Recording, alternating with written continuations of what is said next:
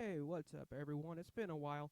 Um, I just wanted to weigh in on some few things that are happening along with uh, Candace Owens and Charlie Kirk, and a lot of the outrageousness that has come forth out of her mouth that are unsubstantiated claims, and that will ultimately end with her looking like an absolute nut job, but also sinking the conservative movement that we've had so far.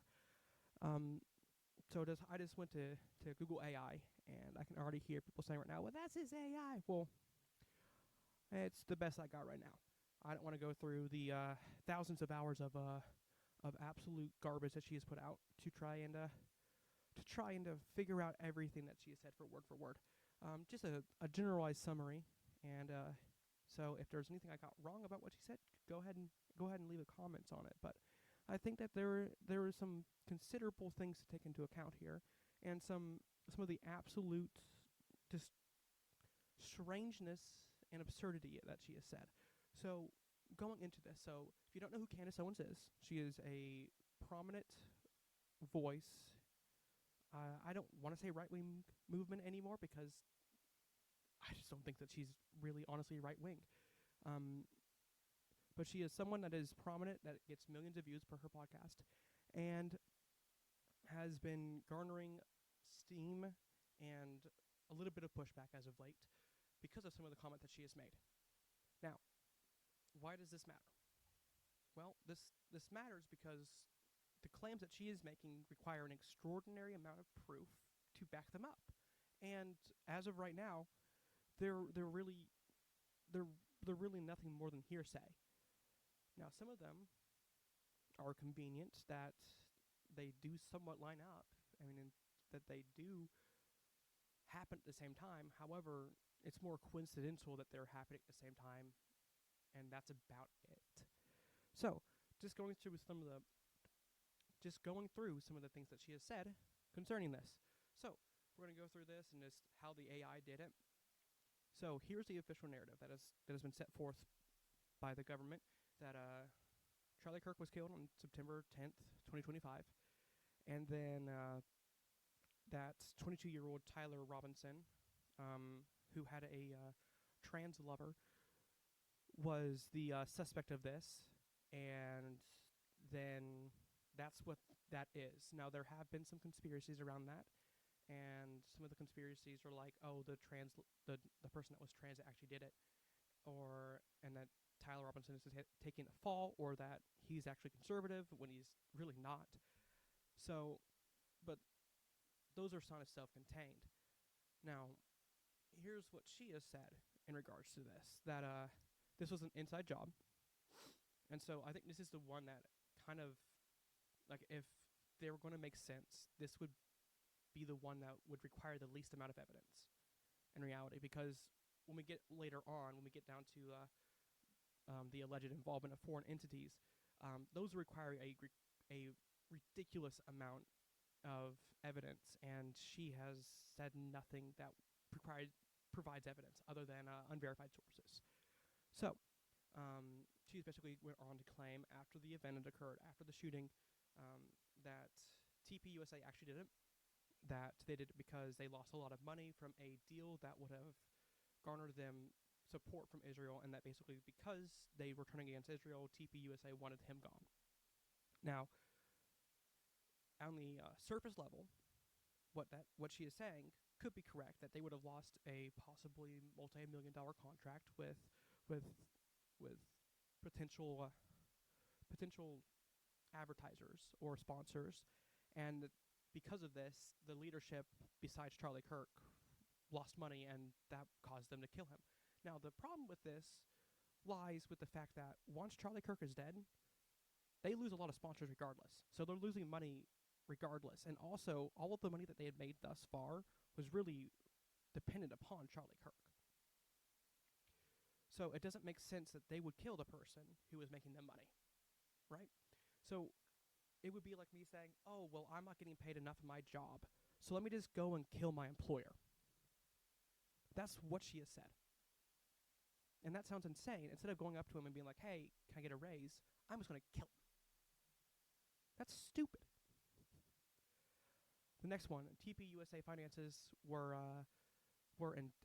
indicative of fraud, and that Charlie Kirk was about to unearth this, and because of this, they killed him. Now, this is okay.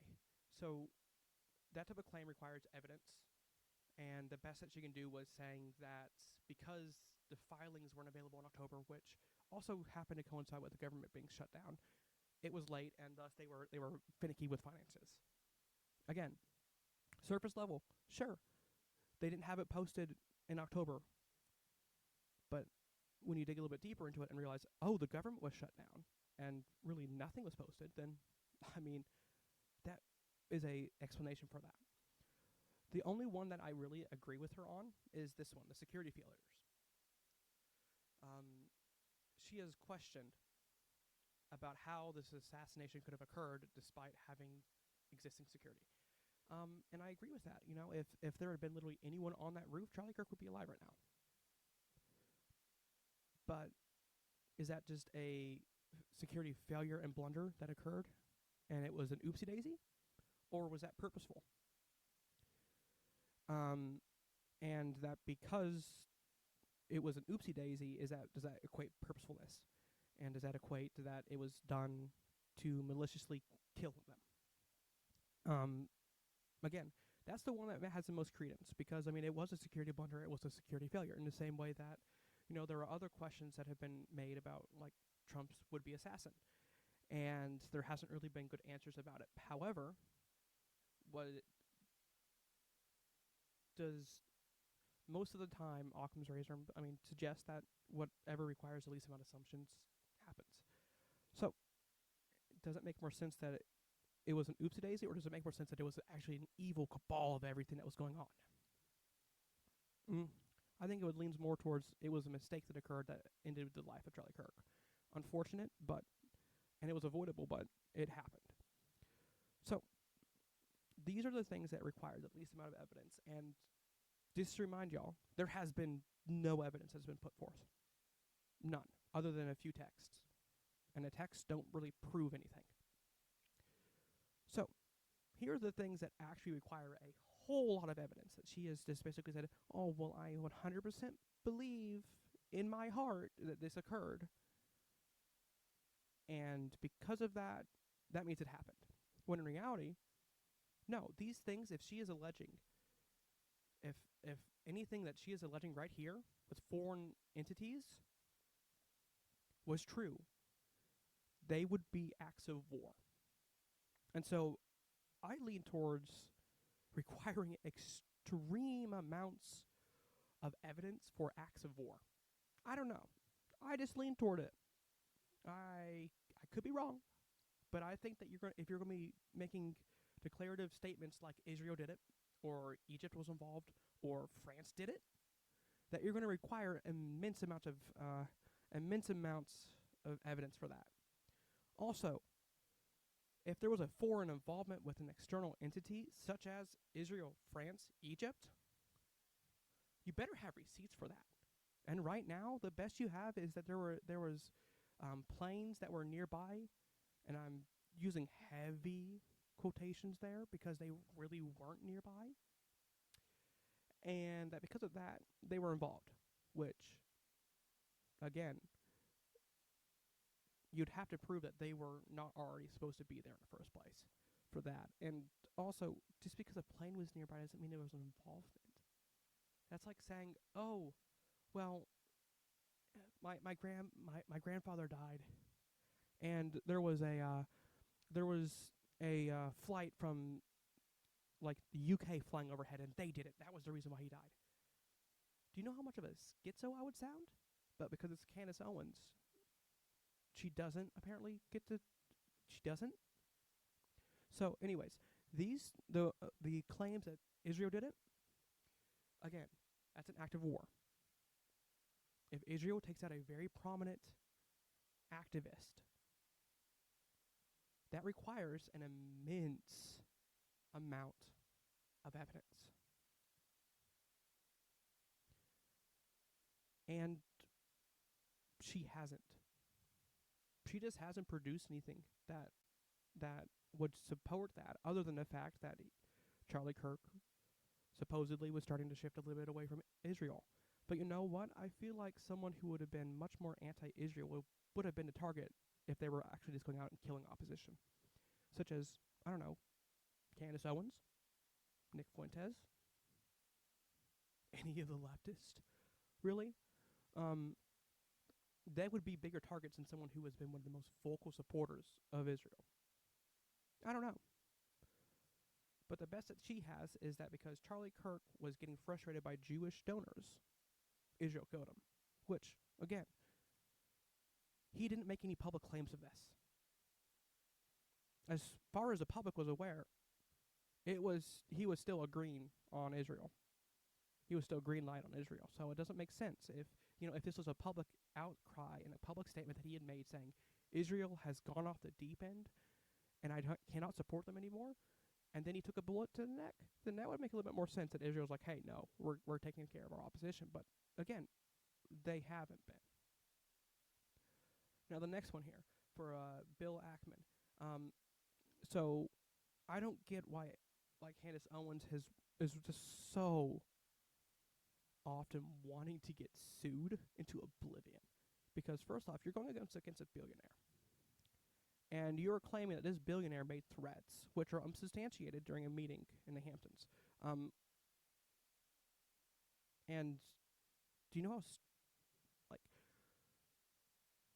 when this type of argument is made across multiple months, then people can sort of tend to forget that she's made these claims. But when you condense them down and you look at them in this type of way, it just makes you sit there and be like, what are you doing? Like, how can you make these type of claims? It just doesn't make sense why you'd say that that this dude who supported Charlie Kirk wanted to have him killed. And then in the next one, so Candace Owens is currently being sued basically by the government of France for a defamation. And in order to, get a really big bow tie on all of these allegations, she basically said, oh yeah, the French president, Emmanuel Macron, authorized a hit squad to take out Turk. That is literally an act of war. Again, same as Israel, same as Egypt. These are active wars that you're claiming that they had involvement with these type of things and taking out U.S. citizens on U.S. soil. So I'm just kind of confused why you would say that. And also, if they were so gung-ho on sending out hit squads to kill people, I don't want to state the obvious here because I don't want to put this thing in the air, but why haven't they come after you? Oh, I get it. Well, they did at Thanksgiving, No. Again, these type of claims require extraordinary evidence. And what makes more sense is in order for you to continue this drama going, you say, oh, I have to go off air for a week. It just so happens that week happens to be Thanksgiving, but I have to go off air for a week. I don't know. And then the last thing we're looking at here for external entities, you have the U.S. military had involvement in this. I think the funniest part of this, according to Google AI, is that they cited an unverified email source. Unverified email from a source claiming to have military ties. Now, this is the equivalent to what mainstream media has done previously with Donald Trump, where they have claimed, a source close to those officials in the White House has made statements disregarding what Trump has said. Now, and this is an unnamed source. Now, of course, the source that we had was some cousin of a cousin who knew someone that worked in a White House, sort of type of deal. And this could be what she is doing as well. It's an unverified email. So the source is unknown, other than they have military ties. Okay, so that could literally be anyone. Oh, I have family members who are in the military, so I'm aware of how they think. And they think that the military was involved. those type of claims require actual evidence other than just unverified sources from a source that they claim to have military ties to. Um, and those are the again, these are such extraordinary claims, they require extraordinary evidence. If someone claimed, "Oh, we think that it was it was Tyler Robinson's lover that did this." Okay, well, does that require a lot of evidence versus this? Well, it requires some type of evidence. It requires, did Charlie speak out against the trans movement? Yeah. But he also wanted him to just be comfortable with themselves. So it requires the least amount of assumptions to assume that Tyler Robertson did it or someone associated with him did it. But that's not where we're at anymore. We're out in La La Land and Schizo Land, claiming that the U.S. military did it, that France did it, that Egypt did it, that a billionaire who supported Charlie Kirk did it, that someone who liked Israel did it, or that someone at TPUSA who Charlie Kirk has personally made them rich did it.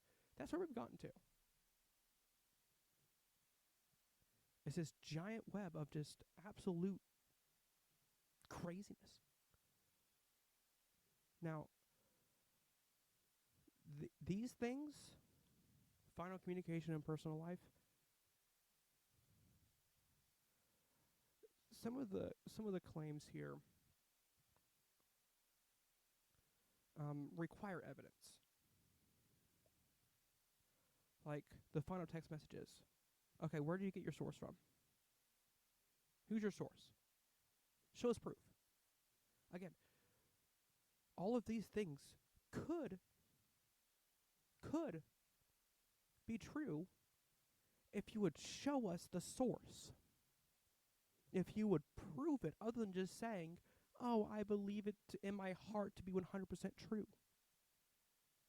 And I'm sorry, showing text that you have with Charlie Kirk from months previous about this isn't proof of anything.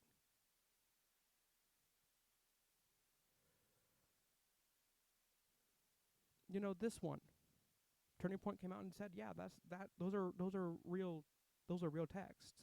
But again, those weren't public statements. And also, you have to ask, is that enough for him to die? Which makes more sense? A crazy leftist, where we already have had 2 assassination attempts on the president from crazy leftists, killing someone who was helping the conservative movement to flourish? Does that make more sense? Or does Turning Point USA, the person who made them rich, kill them? Which makes more sense, a crazy leftist or an inside job?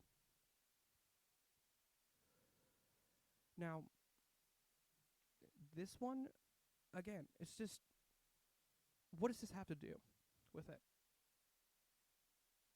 Other than just wanting to get easy clicks.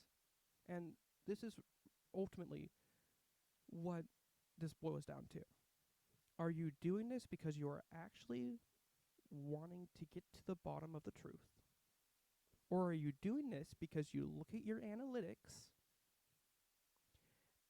and you realize, I'm making money? I'm just going to let that sit there.